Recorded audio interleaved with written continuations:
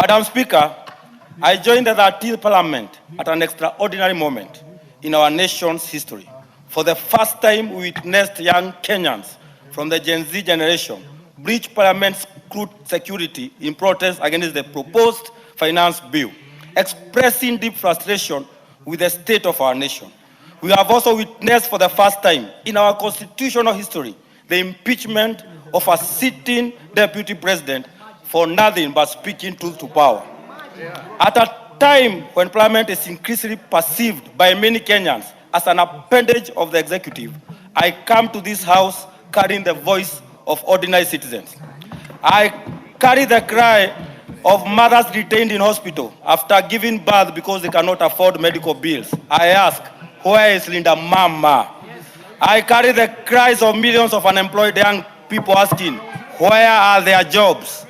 I come with the cry of students languishing at home due to low capitation and lack of adequate funding to our school and universities and colleges. I carry the concern of hardworking civil servants whose payslip continue to shrink under the weight of pay-as-you-earn, housing levy, SHA. For many, the payslip has become a source of pain rather than hope. Madam Speaker, it would be an understatement saying SHA is a flossy, nausea nihilification. I also carry the anguish of families whose loved ones have been abducted, tortured, maimed, or killed. As a nation governed by the rule of law, we must ask ourselves, when will this come to an end? Honorable members, permit me to paraphrase the words of German pastor Martin Yomol. First, they came for the Gen Zs. I did not speak because I was not a Gen Z. Then they came for the civil servants. I did not speak because I was not a civil servant. Then they came for the deputy president. I did not speak because I was not regarding a Shagua. Then they came for the great leaders that have been killed under unclear circumstances, and I still remained silent. Then they came for me, and by then, there was no one left to speak for me. Madam Speaker, history teaches that democracy is not lost in one dramatic moment. It is lost when good people choose silence in the face of injustice. As legislators, we must always defend the Constitution, uphold the rule of law, and protect the rights and freedom of every Kenyan, regardless of their political affiliation. The recent rise in gun culture, allegedly under the watch of institutions that ought to protect our citizens, is deeply worrisome and should be condemned by all and sundry. Finally, to the great people of our constituency, thank you once again for demonstrating to the entire nation that power truly belongs to the people. No amount of intimidation, bribery, or abuse of state resources can defeat a determined and united electorate. I pay tribute to Zakaria Kakinya from Rorie Ward and James Moigai from Kaibaga, who paid the ultimate price for exercising their right to vote. May their innocent blood forever haunt the perpetrators. Let me equally extend the same to SCORE, who are beaten and maimed by a rogue regime that could not withstand humiliation in our Kalou constituency. We honor you. As I conclude, I'm reminded of the words written to King Belshazzar in the book of Daniel. When they were merrymaking, when they were eating and dancing, when they were enjoying, a lighting came on the wall. These words reached to all entrusted with power. Mene, mene tekel upasin. You have been weighed on the scale and found wanting. Your days are numbered. May God bless all Kalou constituency. May God bless Kenya. And may God bless all of us. Thank you, Madam Speaker. Wow.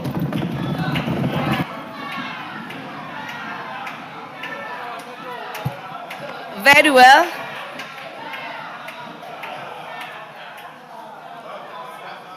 Very well. We are back to order number 12. Majority Leader.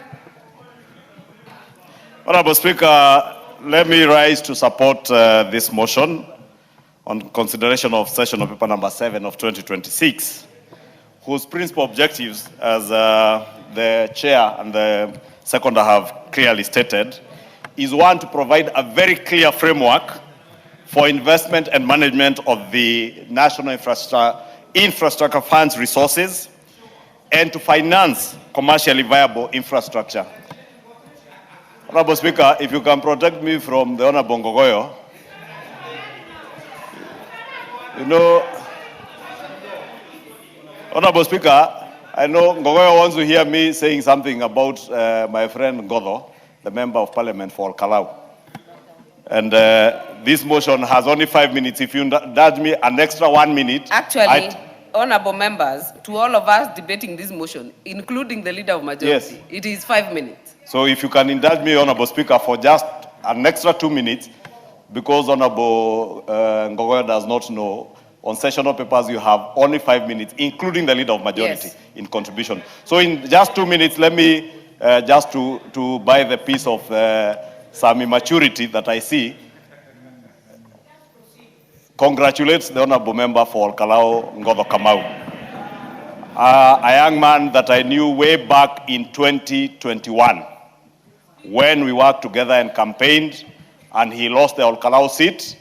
And following his work in 2021, he has now been elected as a member for Kalou, and I want to congratulate you. Let me congratulate you and tell you that you have a very short time to serve the people of Kalou. It may be a position that the people of Kalou, all Kalou, or indeed any part of Kenya are being bribed with transformers. But the same people of all Kalou will demand that you deliver power to them and you deliver transformers to them. So even with a well-rehearsed and well-written speech, I congratulate you. But may those who wrote it for you also know that the people will hold you to account, my brother. And you will remember me, Ngodho, because I know I have relatives in all Kalou, and he knows many of my relatives in that constituency. Honorable Speaker, back to this session of paper. We enacted the National Infrastructure Fund Act earlier this year. It was signed into law. A board has already been appointed after competitive recruitment. And now the National Treasury was required to bring this session of paper on the investment policy that will guide us on how we finance commercially viable infrastructure of national significance, Honorable Speaker, how we mobilize both domestic and international finance to be able to finance in an alternative manner without necessarily going back to our taxpayers. Honorable Speaker, this investment policy, with the amendments that have been proposed by the committee, and I must thank the Committee of Finance and National Planning, because when I went through the report this morning, I hear the chairman was surprised that I tabled a report on his behalf. And he forgets when the speaker approves a report, any committee's report, the office of the leader of majority gets a copy signed by the speaker. And that is why I'm able to table these reports, even in the absence of the chairs. And I did that in Swahili, Honorable Speaker. And when I went through this report and the recommendations that the committee has carried, I could not help but notice that many of the recommendations that the committee is carrying are not recommendations that are coming from members of parliament, are recommendations that came from stakeholders, many of whom are private sector investment bankers, fund managers, who appeared before the committee and sent numerous memoranda in their hundreds. And I think the chair has done that very well, captured all the memoranda that were sent both by private individuals, fund managers, investment bankers, on how we can further improve this investment policy to ensure that we are able to deliver to the people of Kenya. And Honorable Speaker, without saying much, let me say I support this report and the recommendations that have gone to improve on what had come from the National Treasury. In fact, I did note, and I was telling the chair yesterday, that I agree with one of the recommendations that sought to remove a minimum of 7.5% return to a positive return. Because you may restrict yourself in a policy like this on a number, and you never achieve that number, you never get investments that have that kind of return. But so long as you say a positive return, and you also restrict what kind of projects you can fund using this fund, because, Honorable Speaker, as we said, it is to finance commercial ventures that are commercially viable, Honorable Speaker. And I want to believe that this investment policy, with the recommendations that have been added by the committee in the adoption report, will go a long way to augmenting what we began in this House when we approved the National Infrastructure Fund Act bill that became an act of Parliament, Honorable Speaker. I therefore beg to support this session of paper approval and seek the support of the House This is in the interest of the people of Kenya. And as we have said, this investment policy will go beyond the life of this parliament, will go beyond our own lives. It will go to serve generations of our nation to come. Even at a time when we will not be in this house, will not be leaders, but Kenya will remain and will continue to invest in a way that we have returns that benefit generations of our country. Thank you, Honorable Speaker. I beg to support. Honorable members, I know some members are coming to me with issues of statements. I need to reiterate that we reordered the order paper. We are now doing order number 12. We'll do order number 13 and then go back to statements. This motion has only 5 minutes for each speaker. Mayaka, if you intend to speak on this, use the intervention. Thank you, Honorable Speaker, for the opportunity to also speak on this very important policy paper. Honorable Speaker, I want to, from the onset, just support this investment policy because, as it has been said by the mover of the motion and majority leader as well, this puts in place a specific framework that will enable the board to actually structure and ensure that the funds are used in the proper place. Honorable Speaker, some of the principles and advantages of this particular policy paper is in the